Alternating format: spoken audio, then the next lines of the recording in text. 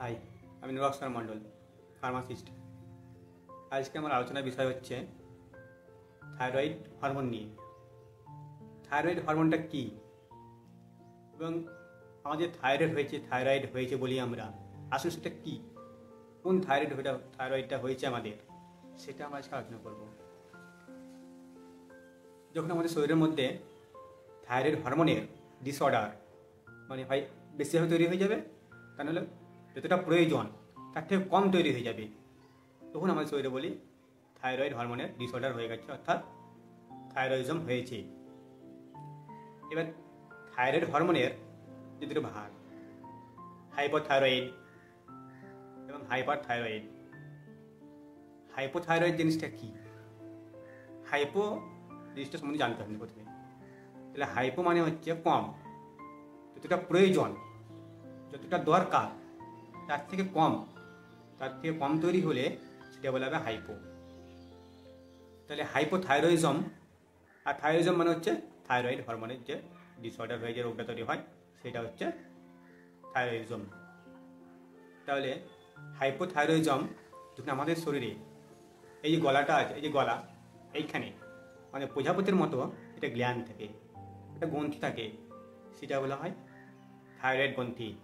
এখান থেকে আমাদের T3, T4 hormone, T3, T4 যে নর্মাল রেঞ্জ সেটা থেকে আরও কমে যাবে, এবং TSH যে নর্মাল রেঞ্জ সেখান থেকে বেড়ে গেলে সেটা হচ্ছে হাইপোথাইরয়েডিজম। তাহলে হাইপোথাইরয়েডিজমের যে লক্ষণ, যে সিমটম, সেগুলো হচ্ছে আপনি খাবেন, খাওয়া দাওয়া করছেন ঠিকই, কিন্তু আপনার ওজনটা বেড়ে যাবে। এছাড়াও চুলগুলো অনেক সময় ঝরে ঝরে পড়ে, গলার স্বরটা চেঞ্জ হয়ে যায়, পরিবর্তন হয়ে যায়। তারপর পায়ে ব্যথা, অনেক সময় পাগুলো ফুলে, পায়ের পাতা ফুলে, তারপর হাঁটুতে ব্যথা করে, পুরো শরীরে ব্যথা করে, শরীরটা ঝিমঝিমে হয়ে যায়। এবং মহিলাদের ক্ষেত্রে সবচেয়ে যেটা পরিবর্তন দেখা যায় সেটা হচ্ছে মেনস্ট্রুয়াল ইরেগুলেশনস, অর্থাৎ মহিলাদের মাসিক যেটা হয় সেটার একটা অনিয়মিত তৈরি হয়ে যায়, মাসিক ঠিকঠাকভাবে মাসিক হয় না, এই এক সমস্যা তৈরি হয়ে যায়। এবারে আমরা জানবো হাইপারথাইরয়েডিজম জিনিসটা কি।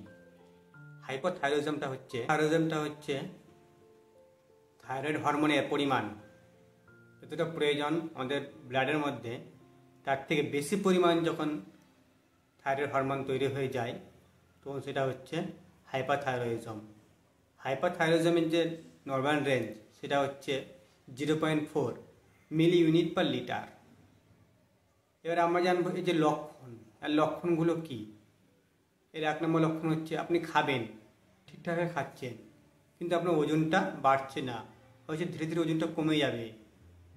2 নম্বর হচ্ছে নার্ভাসনেস, দুর্বল মনে হবে, শরীরটা ঝিমানি মনে হবে। 3 নম্বর ডায়রিয়া হয়ে যায় অনেকের ক্ষেত্রে ডায়রিয়াও হয়। আর 4 নম্বর হচ্ছে এই গলাটা আছে, এই থাইরয়েড গ্ল্যান্ড, এইটা মোটা হয়ে যায়, গট হয়ে যায়, মোটা হয়ে যায়, এই সমস্যাগুলো দেখা যায়। এবার এই যে ট্রিটমেন্ট, এই ট্রিটমেন্টগুলা, এই চিকিৎসা কীভাবে করব। এই চিকিৎসাগুলো হচ্ছে যখন হাইপোথাইরয়েডিজম হয় তখন আমাদেরকে লিভোথাইরক্সিন, বা এটাকে অনেক সময় L-থাইরক্সিনও বলা হয়, বা থাইরক্সিন, যে কোনো একটা পাওয়ার, যেমন 50, 25 mg এগুলো হয়, 25 mg হয়, 50 mg হয়, 100 mg হয়, 12.5, 12.5 এগুলো হয়। ডক্টর তখন দেখে তার থাইরয়েড লেভেলটা কতটা আছে, সেই পরিমাণ তাকে লিভোথাইরক্সিন দেওয়া হয়। হাইপারথাইরয়েডের ক্ষেত্রে, যেটা হাইপারথাইরয়েডিজম, সেক্ষেত্রে T3 এবং T4 এই দুটো হরমোন বেড়ে যায়, এবং TSH থাইরয়েড স্টিমুলেটিং হরমোন ওটা কমে যায়। তখন ডাক্তারবাবু কার্ডিমাজল 5 mg একটা ট্যাবলেট থাকে, সেটা দিনে 3 বার করে খেতে বলে, যতক্ষণ না T3 এবং T4 নর্মাল রেঞ্জে আসে। তবে আপনারা সবসময় ডক্টরের প্রেসক্রিপশন এবং ডক্টরের মতামত নিয়েই ওষুধগুলো খাবেন।